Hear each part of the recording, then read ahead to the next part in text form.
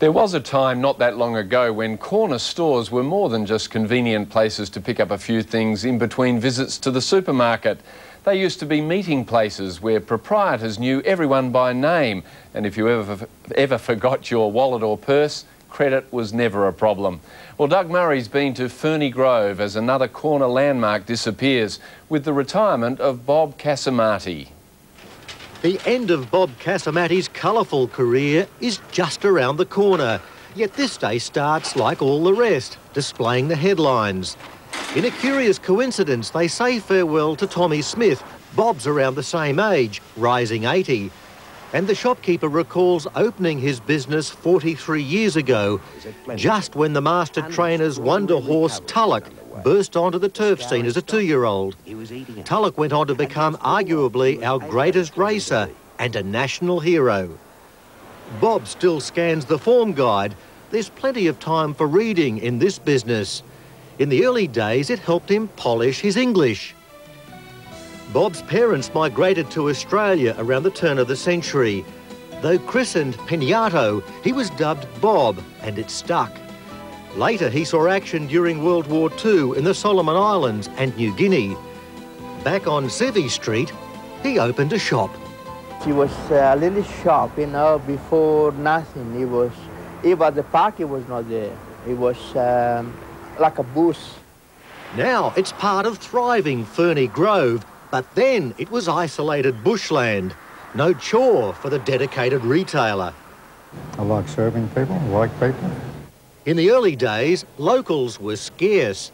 He found ways to serve the weekend visitors with picnic supplies. We had a copper boiling outside all the time.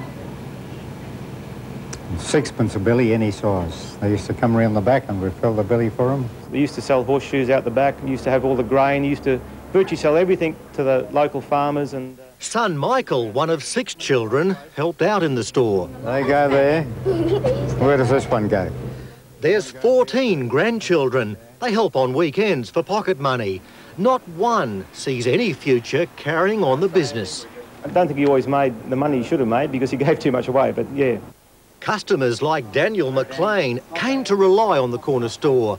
Loyalty was cemented with the generous extension of credit. If you haven't got the money, fork it out for the next time. But we've got our bill too big now, so we've got to pay him back now within a couple of weeks. You've got to square up before he goes. Yeah, that's right, yeah. Chronic arthritis has ended his shopkeeping days. All that time on his feet, just 2 days a year off for a holiday, Christmas and Boxing Day. That's why I think I've worked such long hours, to make sure I'm here all the time. Because there's some stupid notion in my head, if I'm not here, the customer's not going to come back. Our customer's got to come first. Always? Always, yeah, yeah. The end of an era? Yes, it is. Unfortunately, I think the shop should go under National Trust. Bob sold his building. The shop will disappear, but he won't be forgotten. A few years ago, to mark all those years of service to the community, hundreds of people turned up here across the road to christen a picnic ground named after shopkeeper Bob. Mayor Jim Sawley was there along with other dignitaries to make it the happiest day of Bob's life.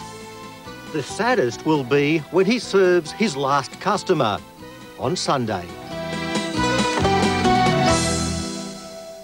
Doug Murray there, and a great story of contribution to Brisbane, Bob Cassimaty. Well,